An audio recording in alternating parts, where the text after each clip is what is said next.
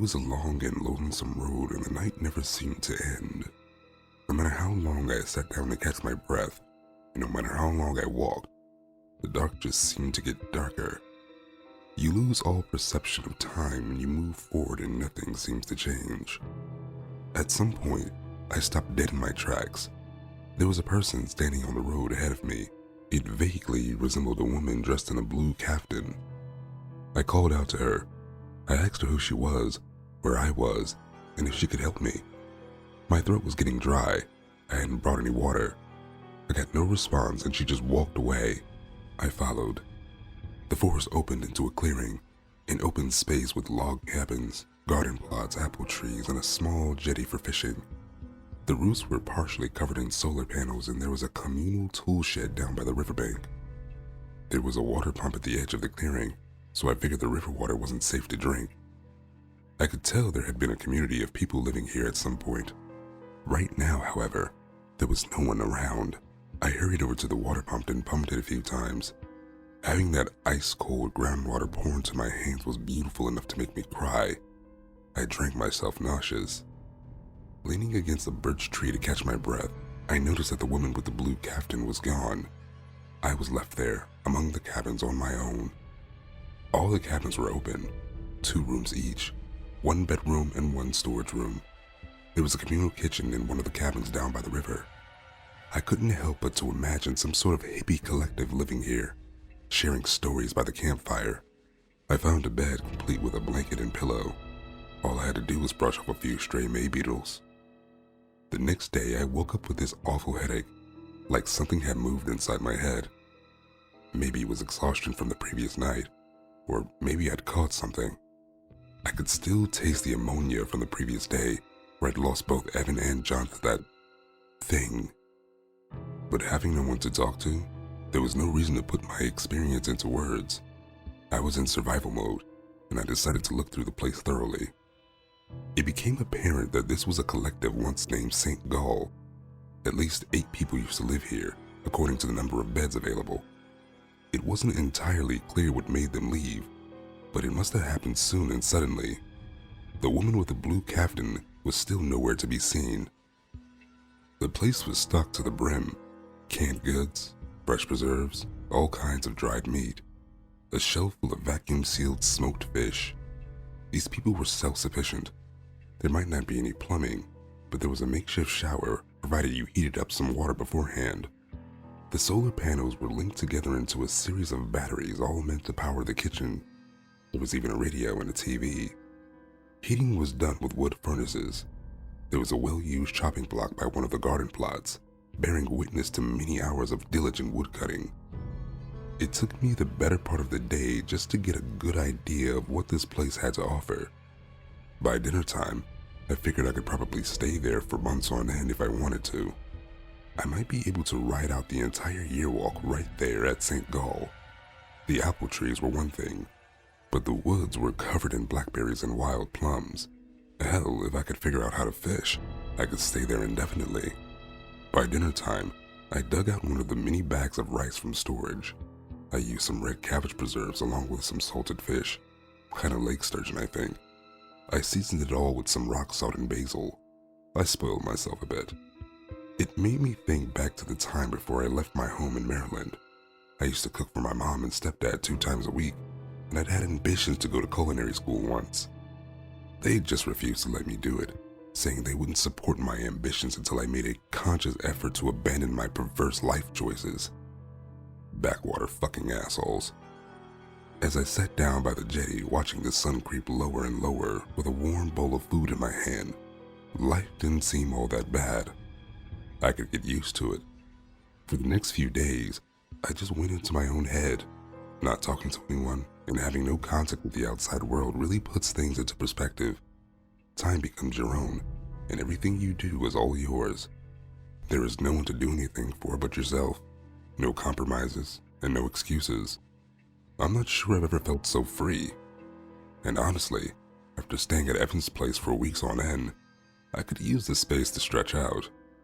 Still, thinking about John and Evan made my stomach sink. I tried not to imagine what they were going through. Were they stuck on the other side? Were they even alive? Still, even with all the comforts I could ask for, there was a certain hour at night where I could swear something was off. A cold shiver slithered up my back as if someone was looking for me. Considering what I'd seen in the past few months, I couldn't tell if I was being paranoid or cautious. It felt like the entire world was coming for me, albeit slowly. I found myself waking up in the middle of the night in a cold sweat. I'd sneak up to the windows to look outside, but there was nothing there. Just a dark forest and a hooting owl. Still, there could be something there. Maybe I just couldn't sense the obvious. The lady with the blue caftan was still nowhere to be seen. I started noticing little things changing during the day. Footsteps in the garden plots. The bucket near the water pump overturned. Nothing of consequence, but these little things that kept reminding me that I wasn't entirely alone. Someone was stalking the night. I decided I needed answers. The uncertainty would drive me mad either way. The calendar had crossed into early June when I found myself awake one night. I found a powerful flashlight and a hunting rifle. I planned just to observe and find out what was skulking around at night, but I wanted some protection just in case. At the very least, I'd see if I needed to protect myself. Hours passed and there was nothing, not a peep. I started to think if I was imagining things. Maybe the footsteps by the garden plot had always been there. I stepped outside to take a leak, bringing my rifle and flashlight along. After I finished my business, I took a short walk, patrolled just to make sure I could sleep soundly. A faint breeze slipped through the birch trees. Dry branches creaked, playing tricks on my ears, but still there was nothing. But as I turned back to the cabin, that shiver crept right back up my spine. Something was different. Had there always been a scarecrow in the garden plot? From afar, it just looked like a vaguely human pile of hay stuffed into a flannel shirt and an old pair of jeans. The more I thought about it, the more sure I was. This hadn't been there before. I'd met them before, these things hiding in plain sight, trying to pass off as everyday items. Still, it worried me. For each one you saw, there could be 30 more hiding somewhere. I raised my hunting rifle and took aim. "This won't end well," I said. "I know you're here." There was no response. I held my breath trying to keep a steady aim. There was a slight flash as little blue eyes reflected in the cone of my flashlight. Then a snap. I turned around. Dozens upon dozens of scarecrows lining the edge of the forest. There wasn't enough ammunition to even attempt to take this fight. Something creaked as I turned around. The scarecrow in the garden plot was closer. They were back, and this time I didn't have Evan to protect me. I backed away, trying to look back and forth between the edge of the forest and the garden. An itchy trigger finger made the gun go off, blowing a hole in one of the scarecrows. There was no reaction, just a slow, silent pursuit. I backed out of the edge of the jetty. It was the only place where I could see them all. Looking at them seemed to make them stop, if only for a short while. Some sort of instinct. Still, every blink drew them closer. My breath grew shallow as my panicked mind tried to find a way to make the bullets last. Maybe I should save one for myself. With every blink they changed. Some came closer, others changed shapes. Scarecrows, buckets, gardening tools. One of them looked like an old man in overalls staring at me from afar. Maybe this had been the woman in the blue caftan. Maybe they lured me here. This might be the end of the line. As they took their first step into the jetty, I just started firing. It didn't help. With every shot, my ears rang, and every time I closed my eyes, they came one step closer. As my rifle gave out a hapless click, I realized there was nothing left to do. I could dive into the lake and make a break for it. That was all there was left to try. I turned around, only to find myself face to face with the woman in the blue caftan. She was somewhere in her early 50s. She had this long black hair and deep green eyes. She was barefoot, but didn't have a speck of dirt on her. She didn't blink. I recoiled, shocked to have someone just appear out of seemingly nowhere. She hadn't been there earlier, and there was no way she could have climbed up in the jetty. She was dry as salt, and I hadn't heard a thing. She held out a hand. "They won't harm you, you know," she said. "They can't." They can't?" "They fear you," she said. They can't harm you. Not anymore. How do you know? I took her hand and she pulled me to my feet. I can't tell a lie, dear. I turned around and there was nothing left. Just a few footsteps in the dirt from something that had tried to resemble a man in overalls. She led me back to my cabin where we sat down at a small table. I was still feverishly clutching the hunting rifle. It didn't occur to me that I was out of danger. Maybe I wasn't. Thanks for, helping me out, I said. What's your name? That's not important right now, She said. but I'm curious. Who are you? And why have you come here? She was right, of course. Names weren't important. Not right now. You want the long version or the short version? I want whatever version you're willing to share. We talked for hours. She seemed to know all about the creatures masquerading as items. She also knew about the many other things I shared with her. Everything from a world beyond our own to the church at the bottom of Frog Lake. This woman knew all about it. If anything, it seemed like she was the one looking to see what I knew, not the other way around. After explaining what finally led me to come to St. Gall, that cryptic suggestion to go north, she interrupted me. You seem to be yearwalking, She said. willingly leaving the safety and numbers to pursue your ambition? I just sort of stumbled into it, I admitted. It was my dad. I sighed. It'd all been this stupid, nonsensical gesture, like what I did could somehow bring us closer, bring some kind of peace to him. It was a kind of gesture, She said. but sometimes things don't go the way we planned. A slip of the tongue, a moment of weakness, that might be all it takes to send us spiraling into pain. You seem to know an awful lot about this, I said. Do you know what happened to the people who lived here? She thought about it for a while, looking out the window. A slip of the tongue, She said. that's all it takes. We called it a night and agreed to talk in the morning. Strangely enough, I still had that feeling that something wasn't quite right. That shiver down my spine never went away, and I could feel my body tensing up. The next morning, I found her in the kitchen. She was making hard-boiled eggs. Strange, I thought, since there was no chickens around. No, wait. There'd always been chickens. I had the distinct memory of there always being chickens there, but I just hadn't interacted with them previously. But why wouldn't I? Odd. I didn't think about the eggs, I said as I entered the kitchen. I must have forgotten about the chickens. There have always been chickens at St. Gall, She said, wiping her nose. Well, I suppose so. You can't tell a lie, right?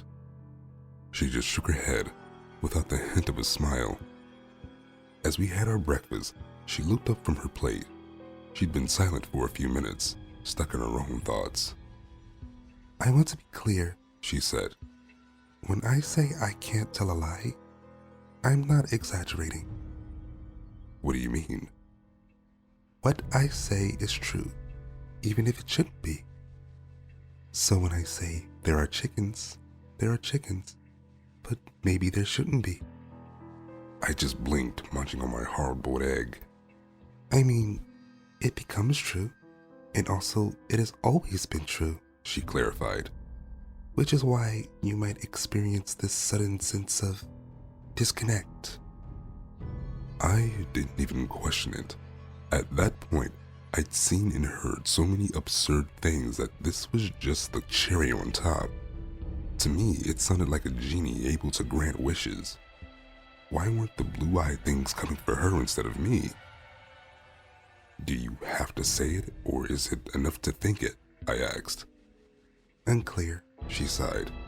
so I try to do neither, which is why I keep to myself. Not much to spark thought when you're alone in the woods. Yeah, I've noticed. I looked out the window. There was still a breeze coming through the birch trees. I try to just stay out of the way. She said. I don't want to trigger anything by accident. Not again. No slips of the tongue. No, She leaned back in her chair with a glass of lemonade.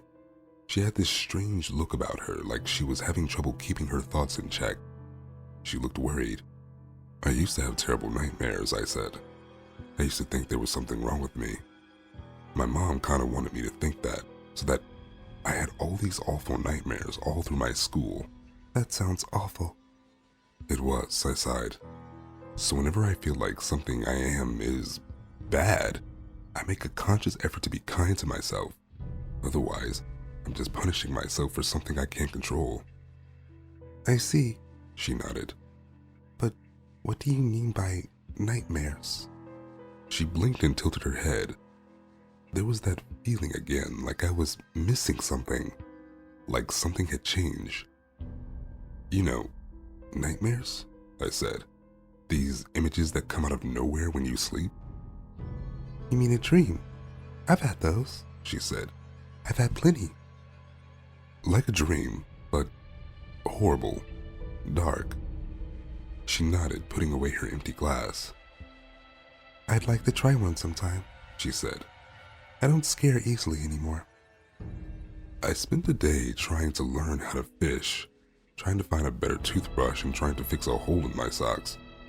My anonymous companion, on the other hand, spent most of the day inside the kitchen.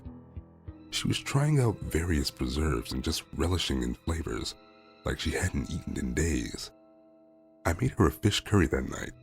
A bit on the extravagant side, but I wanted to make a good impression. I tried not to think too much about what she said.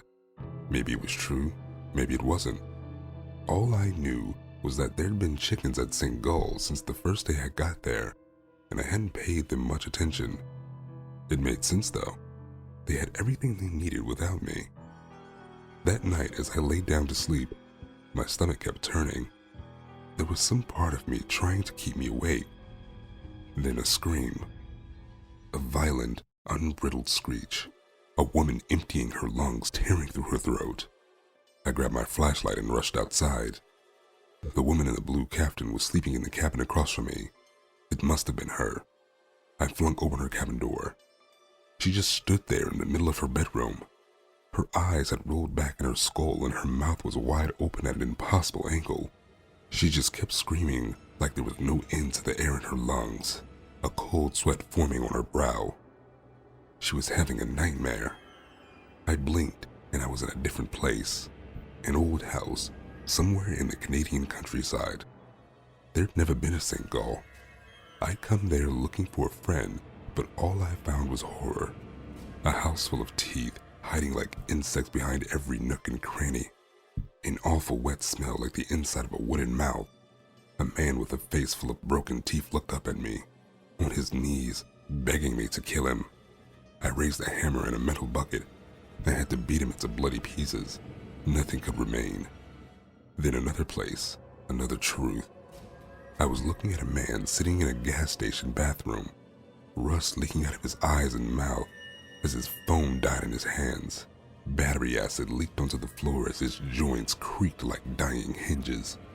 He couldn't stop coughing. He looked up at me with dying eyes. For a moment, all I knew was that I'd been there all along. "Warn them," he wheezed. "It won't stop." Another place, a green star illuminating a winter landscape. The angry dead coming to see who intruded on their homestead. A man shielding himself with a cast iron necklace. Then a swamp, an ancient gluttonous beast looking for the next meal. Ungodly eyes looking at me with the intensity of a sun. In the distance, the death roar of a once mighty lion. Little animals twisted beyond recognition. Bunnies, frogs, even the chickadees in the birch trees.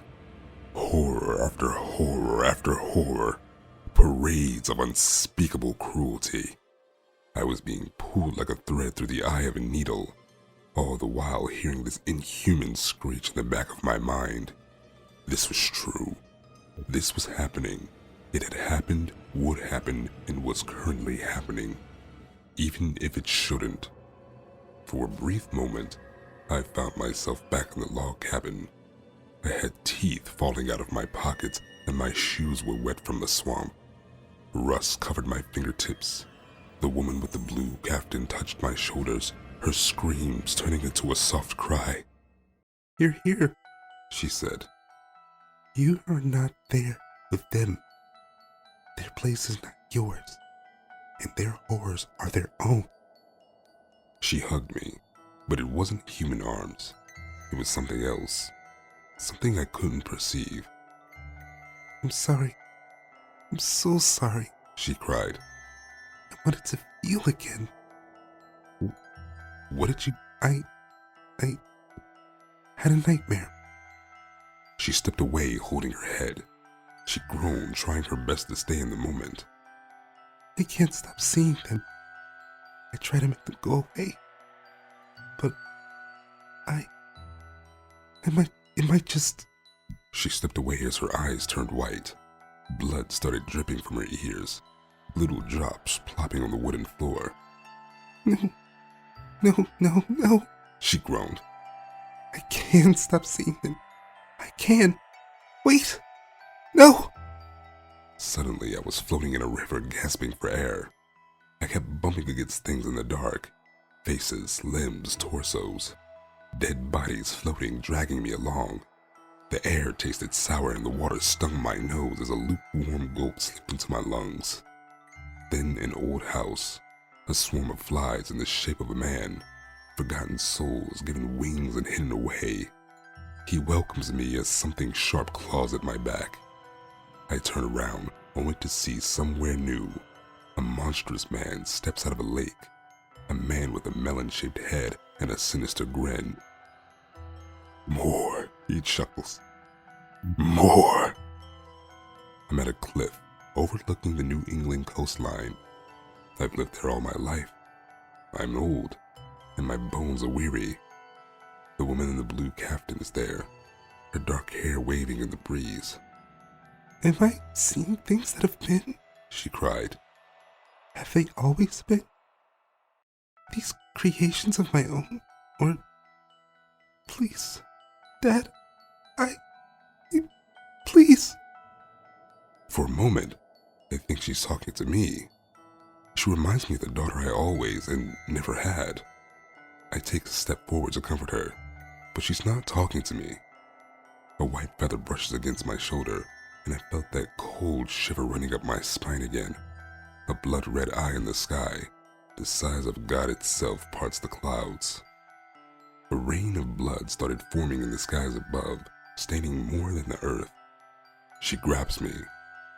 I'm sorry, She cries. we'll never meet again. Please remember me as a human woman in a blue caftan.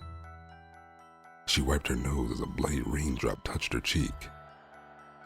Yes, that's how I want you to remember me. She continued. Then she pushed me off the cliff. I didn't have time to scream as my breath was pushed out of my aging lungs. You'll go far away, She screamed. back to your truth. Her face grew distant in the dark as I fell. Then pain. My body tumbled across a hard surface as if shot from a cannon. I rested my face against the warm concrete. It was a summer's night in late June. My body was nimble and my skin was soft. My hair had lost its grays. My own thoughts and experiences started to drown out the superimposed worlds I'd seen. All these visions remained but as a distant, vivid memory, a living nightmare. I got up and brushed myself off. My ankle was sprained and I was in the middle of nowhere, somewhere further south perhaps. I could already feel myself the simple comforts of St. Gall as I started walking down the long, winding road. I must have limped for hours when I finally heard the sound of an approaching vehicle. I stepped to the side, holding out a thumb. I promised myself not to be a hitchhiker, but I needed to at least know where the hell I was. Not once did I ask myself what kind of person was driving down this lonesome road in the middle of the night. The car stopped next to me. I could see a man and a young boy sitting up front, and every light on the dashboard was broken.